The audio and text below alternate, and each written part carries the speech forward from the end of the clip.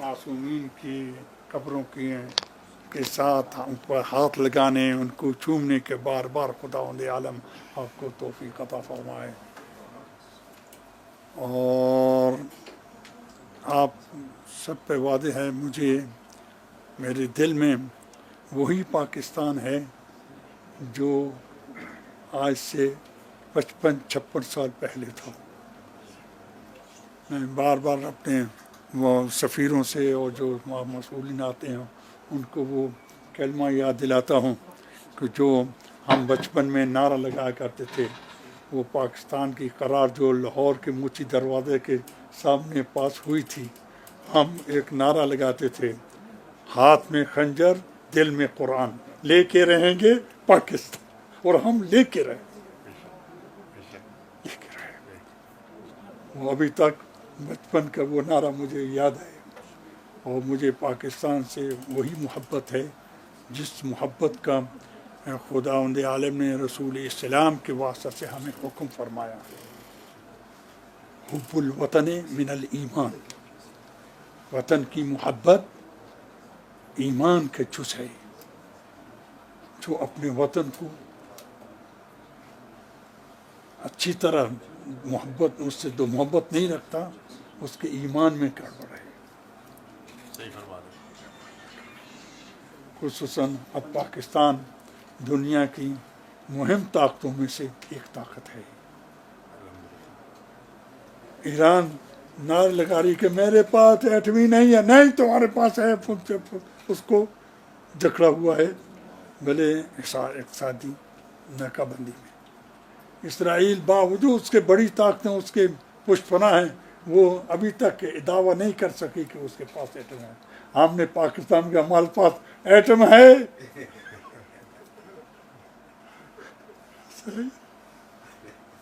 हमारे पास एटम है। ये हमारी पाकिस्तान की मोहब्बत और पाकिस्तान की अहमियत की निशानी है। मुझे पाकिस्तान से बहुत प्यार है, बहुत प्यार है। लेकिन जाहिर है कि इंसान जिस तरह रसूल इस्लाम जिहाद के लिए मदीने को छोड़ते थे, मदीने रसूल को बहुत प्यारा था, इसलिए मैंने भी खुदा और इस्लाम की राह में इल्मी जिहाद के लिए मुझे पाकिस्तान छोड़ना पड़ा है। लेकिन पाकिस्तान में आप जैसे मुखलिस, आप जैसे अक्लमंद और हमारे वज़ीर आज़म जैसे मुखलिस जब हैं, तो मैं पाकिस्तान की अहमियत को आपके दिलों में, आपकी आँखों में, आपके सीनों में उसका एहसास कर रहा हूँ। इंशाअल्लाह ताला मेरी दो बातें आप भले वज़ीर आज़म तक पहुँचा देंगे। नंबर एक कि पाकिस्तान को दहशतगर्दी से पाक किया जाए।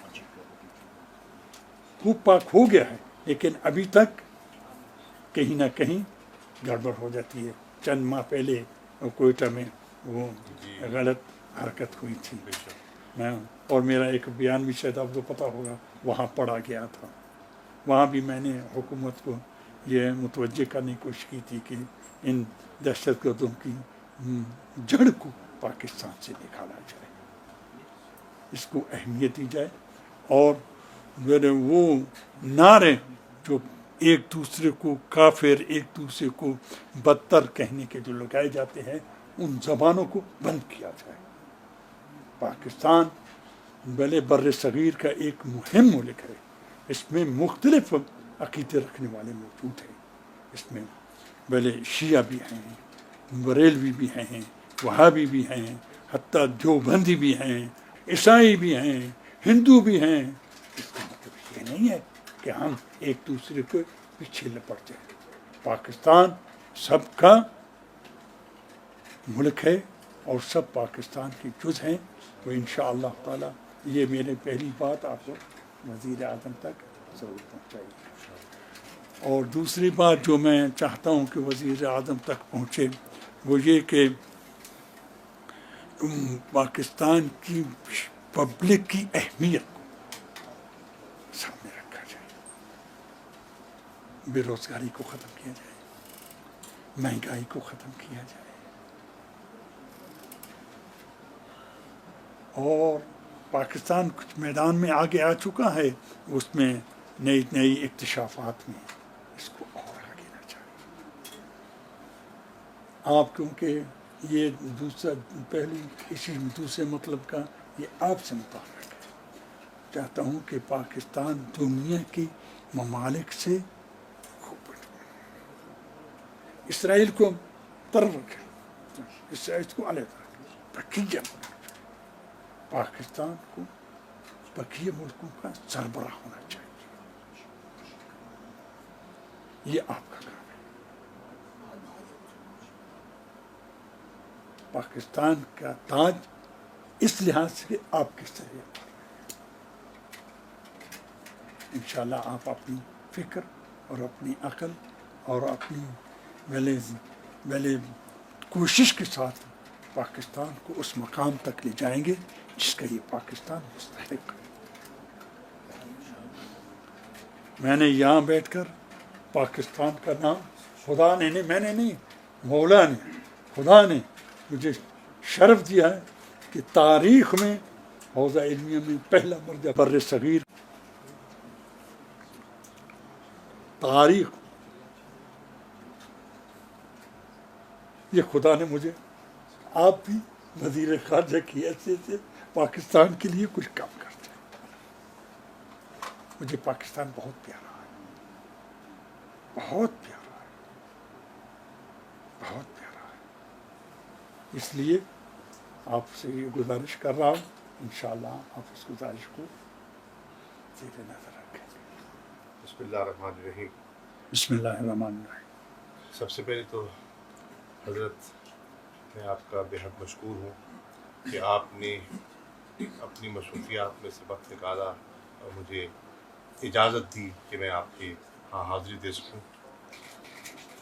اس کے بعد مجھے یہ کہنے کی اجازت دیجیے کہ آپ کی پاکستان سے جو محبت کا آپ نے اظہار کیا ہے اس کو سامنے رکھتے ہوئے مجھے یہ کہنے کی اجازت دیجیے کہ ہمیں آپ پر فخر ہے.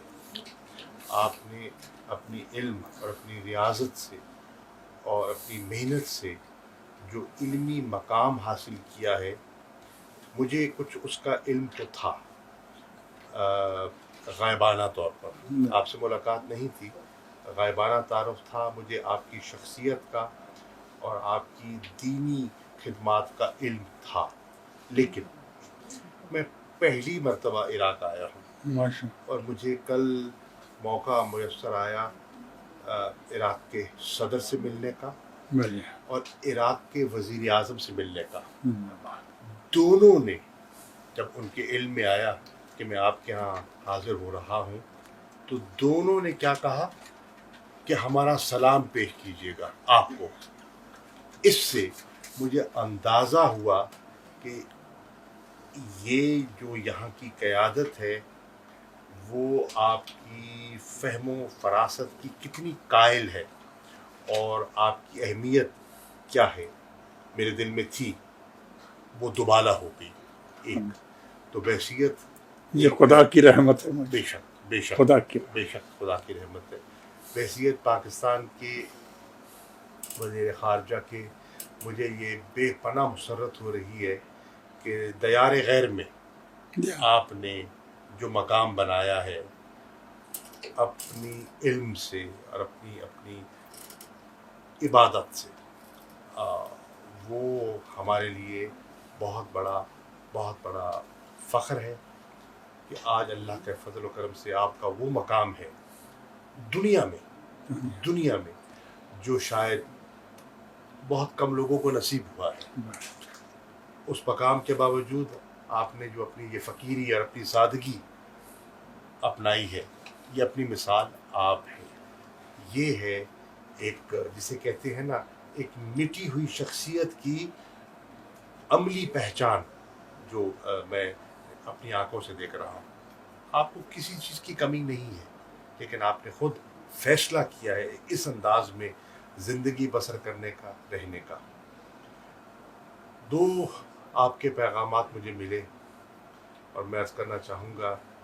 آپ نے فرمایا تھا کہ پاکستان کے زائرین کے لیے جو آتے ہیں کچھ کیا جائے. آپ کو یہ جان کر خوشی ہوگی کہ وزیر اعظم عمران خان صاحب کی سربراہی میں بلے کابینہ نے اس پر غور کیا.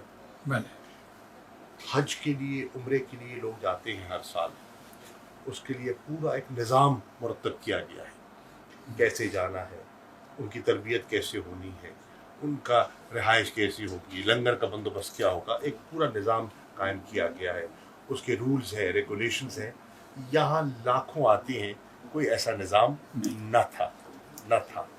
ہم نے اس کمی کو محسوس کرتے ہوئے ایک نئی زائرین مینجمنٹ پالیسی کا فیصلہ کیا ہے. زندہ باد کابینہ نے اس کی منظوری دے دی ہے، زندہ باد. اور اس کی بنیاد پر انشاءاللہ اب میری عراق کی حکومت سے اس پر تبادلہ خیال ہوا، وزارت داخلہ سے بھی، میرے وزیر خارجہ سے بھی گزارش کی، وزیر اعظم سے بھی، کہ ہم زائرین کی بہتری کے لیے کچھ اقدامات لینا چاہتے ہیں، لیکن ان اقدامات کو پایہ تکمیل تک پہنچانے کے لیے ہمیں آپ کی مدد درکار ہوتی. زندہ اور باد. نے مجھ سے وعدہ کیا بلے. کہ انشاءاللہ وہ کریں گے. چنانچہ ہماری خواہش ہے کہ یہاں ہم زائرین کے لیے ہمارا جو پاکستان ہاؤس کا ایک خواب تھا جو ادھورا ہے، بلے. اس کو مکمل کیا جائے. زندہ باد. ایک میڈیکل سینٹر قائم کیا جائے جس میں زائرین آ سکیں، رہ سکیں، مستفید ہو سکیں. آتے ہیں بہت بڑا طبقہ ان میں ایسا ہوتا ہے جو بڑا سفید پوش طبقہ ہوتا ہے، اور ان کے لیے آسانی پیدا ہو جائے. زندہ باد. میری خواہش ہے، کل میری کربلا کے گورنر سے ملاقات بھی ہوئی، زندہ باد. کہ یہاں ہماری اب اس وقت 2 لاکھ کے قریب لگ بھگ پاکستانی آتے ہیں. بلے. ہماری جو لوگوں کی تڑپ ہے بلے. اس کو سامنے رکھتے ہوئے اگر ویزا کی آسانی پیدا ہو جائے تو تعداد بہت بڑھ سکتی ہے. بہت بڑھ سکتے. مجھ سے انہوں نے وعدہ کیا ہے کہ انشاءاللہ ویزوں کی جو کمی تھی اور جو دقت تھی اس کو آسان کر دیں گے، زندہ باد. ویزے عام کر دیں گے، اور زندہ باد. انشاءاللہ آپ دیکھیں گے پاکستانیوں کی یہاں ایک بہار ہوگی جو انشاءاللہ. زیارات کے لیے آئیں گے اور انشاءاللہ. اپنے عقائد کے مطابق یہاں حاضری دیں گے. تو انشاءاللہ. انشاءاللہ یہ ایک پیش رفت ہے. میری خواہش ہے کہ یہاں ہم ایک اپنا کاؤنسلیٹ بھی قائم کریں. ہمارا کاؤنسلیٹ کیونکہ بہت بڑی، مجھے لگتا ہے کہ آنے والے دنوں میں انٹرنیشنل ایئرپورٹ بن رہا ہے کربلا میں، تو اس سے بھی آسانیاں پیدا ہو جائیں گی زائرین کے لیے. تو ہمیں ایک کانسلیٹ کی ضرورت ہے. میں انشاءاللہ وزیر اعظم سے، کابینہ سے، دفتر خارجہ میں اس کو لے کر جاؤں گا کہ اس سہولت کو بھی ہم کیسے بہتر کر سکتے ہیں. تو یہ انشاءاللہ جو آپ کا حکم تھا اس کی تعمیل ہوگی.